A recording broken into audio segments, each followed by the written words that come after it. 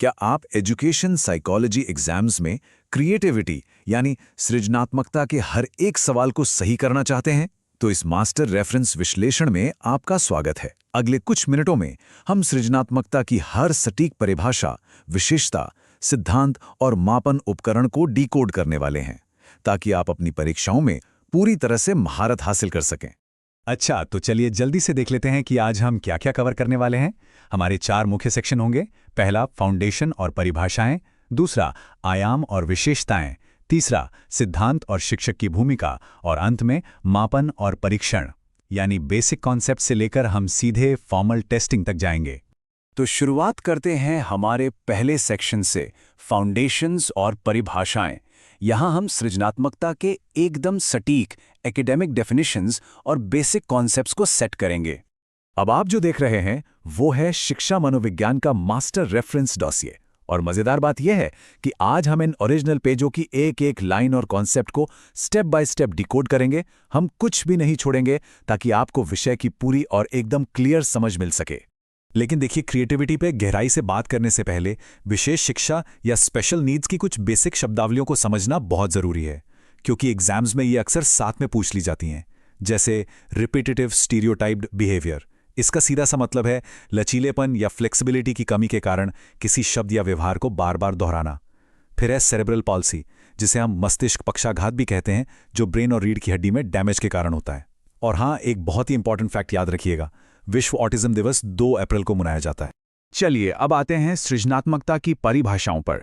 अलग अलग विचारकों ने इसे कैसे देखा, ये समझना बहुत इंटरेस्टिंग है।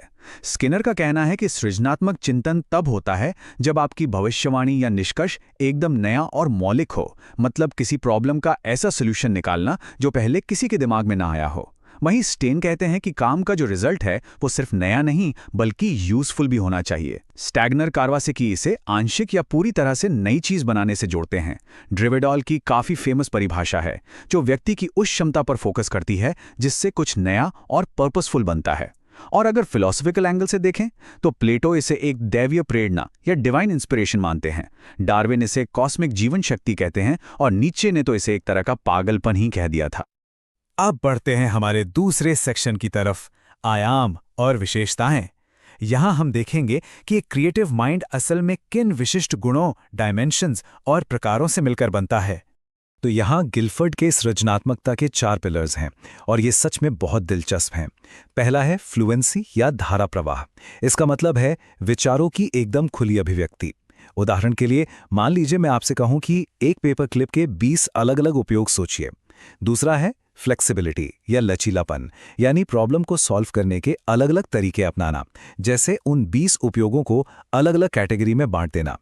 तीसरा है ओरिजिनलिटी या मौलिकता, जो एकदम हटके और अनूठा हो। और चौथा पिलर है इलैबोरेशन या विस्तारण, जिसका मतलब है अपने विचारों को बहुत ही डिटेल और व्यापक तरीके से प्रेजेंट करना। अब सवाल यह है कि क्रिएटिव लोगों में जनरल कैरेक्टरिस्टिक्स क्या होते हैं। उनमें मौलिकता, नवीनता और उपयोगिता तो होती ही है, लेकिन इसके साथ साथ ऐसे लोग खुद को किसी भी सिचुएशन में बहुत आसानी से ढाल लेते हैं। मतलब वो अडैप्टेबल होते हैं। वो परिहासप्रिय यानी मजाकिया स्वभाव के होते हैं, साहसी होते हैं और उनकी सोच काफी विजनरी होती है। किसी प्रॉब्लम का नया सॉल्यूशन खोजना, कोई इन्वेंशन करना या फिर एक खूबसूरत कविता लिखना, ये सब क्रिएटिविटी ही तो है।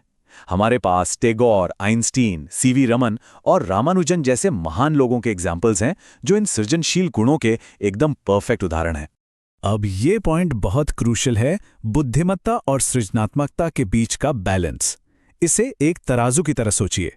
एक इंसान क्रिएटिव और इंटेलिजेंट दोनों हो सकता है, लेकिन ध्यान दीजिएगा, ये बिल्कुल जरूरी नहीं कि हर बहुत ज्यादा इंटेलिजेंट इंसान क्रिएटिव भी हो।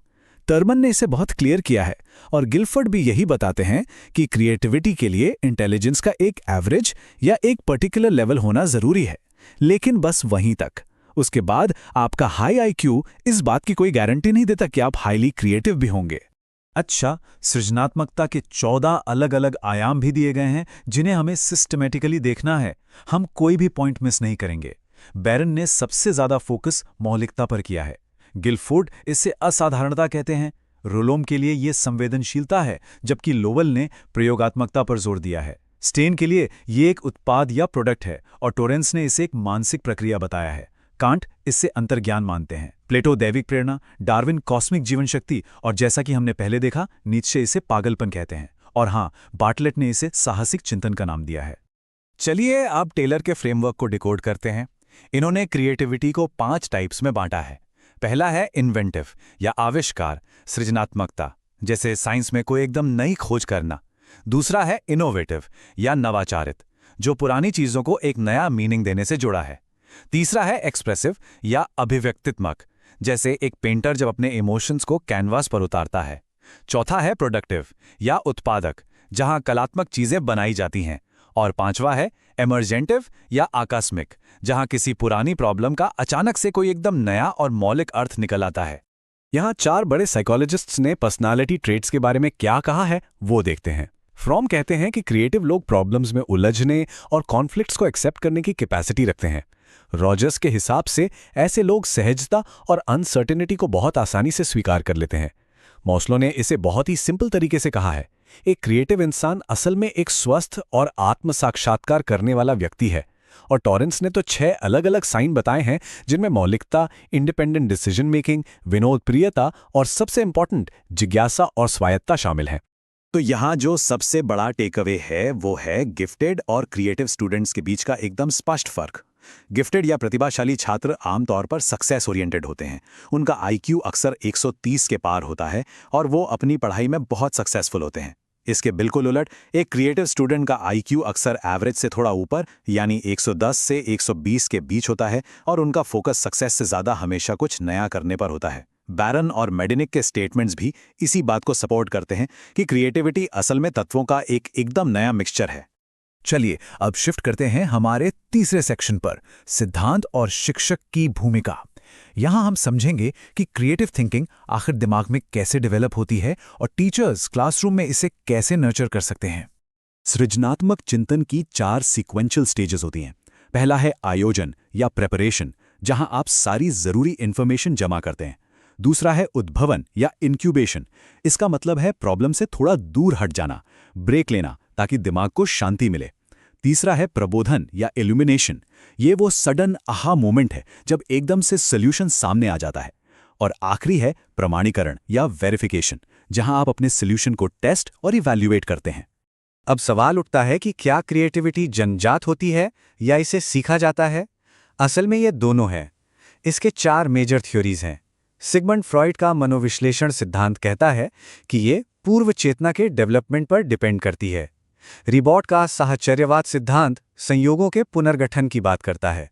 कोहलर का अंतर्दृष्टिवाद सिद्धांत कहता है कि क्रिएटिविटी सडन इनसाइट या अवबोध पर निर्भर है। और विलियम वुंड का अस्तित्ववाद सिद्धांत विचारों के सामंजस्य पर फोकस करता है। गिलफर्ड ने 5 स्पेसिफिक मेंटल ऑपरेशंस बताए हैं, ध्यान से सुनेगा। सबसे पहले संज्ञान यानी कॉग्निशन, फिर कन्वर्जेंट थिंकिंग और डाइवर्जेंट थिंकिंग, उसके बाद मेमोरी और आखिर में इवैल्यूएशन। यहाँ पर थ्रेशोल्ड मॉडल को याद रखना बहुत जरूरी है, जिसका सीधा सा मतलब है कि किसी भी क्रिएटिव काम के लिए आपके पास इंटेलिजेंस का एक मिनिमम थ्रेशोल्ड या न्यूनतम स्तर होना ही चाहिए। टीचर्स इस पूरी प्रोसेस में क्या रोल प्ले करते हैं? बहुत बड़ा। इस व्हील डायग्राम के कंपोनेंट्स देखिए। एक टीचर को बच्चों को सोचने की आज़ादी देनी चाहिए, क्लास में ब्रेनस्टॉर्मिंग जैसी टेक्निक्स यूज करनी चाहिए, ओपन एंडेड क्वेश्चंस पूछना और एक फ्री एनवायरनमेंट बनाना बहुत जरूरी है। रिचर्ड सचमन का जो पूछताछ प्रशिक्षण प्रतिमान है, वो इसका एक बेहतरीन उदाहरण है कि टीचर्स कैसे बच्चों की इंडिपेंडेंट सोच को ट्रिगर कर सकते हैं। हम आ गए हैं अपने आखिरी सेक्शन पर, मापन और परीक्षण। यहां हम देखेंगे कि क्रिएटिविटी को फॉर्मली नापने के लिए हिस्ट्री में कौन-कौन से टूल्स यूज किए गए हैं। तो चलिए ग्लोबल लेवल पर जो मेजर टेस्ट्स हुए हैं उन्हें देखते हैं। टॉरेंस का मिनेसोटा टेस्ट काफी फेमस है। इसमें 6 वर्बल और 3 नॉन वर्बल सब टेस्ट्स हैं जो आपकी फ्लुएंसी और फ्लेक्सिबिलिटी को नापते हैं। फिर है मेडनिक का रिमोट एसोसिएट टेस्ट जो साहचर्यात्मक धारा प्रवाहिता को मापता है। इसके अलावा गिलफर्ड, गेट्जल और जैक्सन, वॉल्श-फॉगन और हरग्रीव्स के टेस्ट भी इस फील्ड के बड़े माइलस्टोन्स हैं। इनमें से कोई भी नाम एग्जाम के पॉइंट ऑफ व्यू से स्किप मत कीजिएगा। अगर हम भारत की बात करें तो यहाँ क्रिएटिविटी टेस्ट्स की एक पूरी क्रोनोलॉजिकल टाइमलाइन है। इसकी शुरुआत होती है कलकत्ता में ए राय चौधरी के एकदम पहले प्रयास से। इसके बाद 1971 में प्रोफेसर सीआर परमेश ने वॉल्च व फॉगन के टेस्ट को इंडियन कॉन्टेक्स्ट में अडैप्ट किया। वीवी चटर्जी ने मोज़ाइक परीक्षण की मदद ली।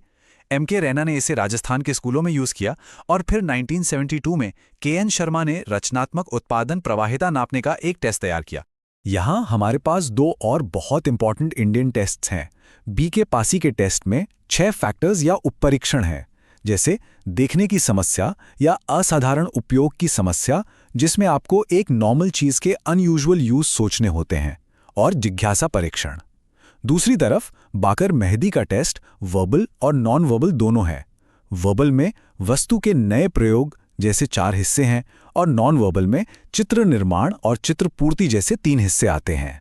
और हमारी ये एकेडमिक जर्नी खत्म होती है केएन शर्मा के अपसारी उत्पादन योग्यता परीक्षण जो 1987 में आया, और एसपी मल्होत्रा के 1989 के भाषा सृजन परीक्षण के साथ, जिसमें 5 सब टेस्ट्स हैं। रामचंद्र का सृजनात्मक मैट्रिक्स अनुक्रिया परीक्षण भी इसी का एक हिस्सा है। अब आखिर में आपको एक थॉट देके जा रहा हूं। क्या आपको लगता है कि भविष्य में कभी कोई ऐसा परफेक्ट टेस्ट बन पाएगा जो इंसान के दिमाग की असीमित क्रिएटिविटी को बस एक नंबर में पूरी तरह से बांध सके? सोचिएगा जरूर।